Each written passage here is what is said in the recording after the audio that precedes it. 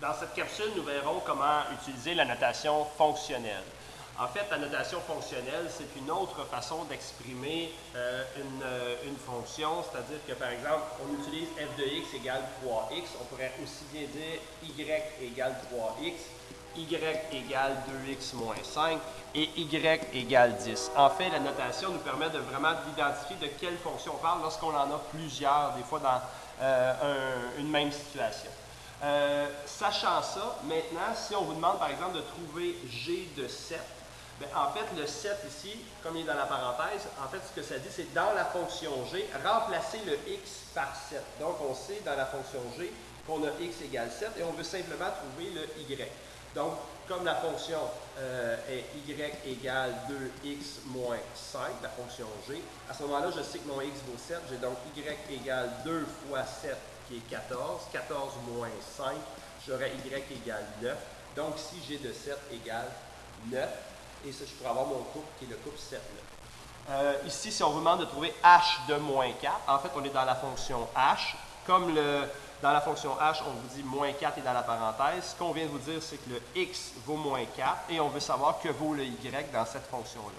Si on prend la fonction qui est associée à la lettre h, c'est y égale 10. Bien, en fait, c'est une fonction constante, donc le y est toujours égal à 10, peu importe la valeur du x.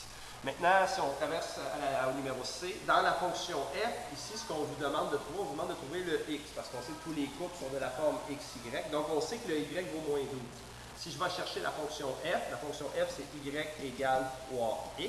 Je vais remplacer mon y par moins 12, que je connais, donc moins 12, égale 3x, et pour trouver mon x, j'ai simplement à isoler x, donc à diviser par 3 de chaque côté d'égalité. Ça me donne moins 4 égale x. Donc, je sais que mon x vaut moins 4 à ce moment-là. Donc, j'ai trouvé la valeur de ce qui était demandé.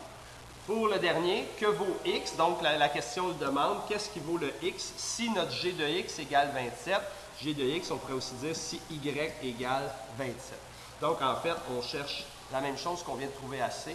On va simplement aller chercher la bonne fonction, c'est-à-dire la fonction g, qui est y égale 2x moins 5. On va remplacer notre y par 27 égale 2x moins 5. Il nous reste simplement à isoler.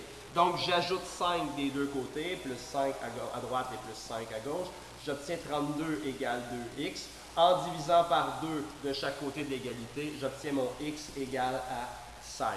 Donc ici, mon x vaut 16 dans le dernier calcul, dans la fonction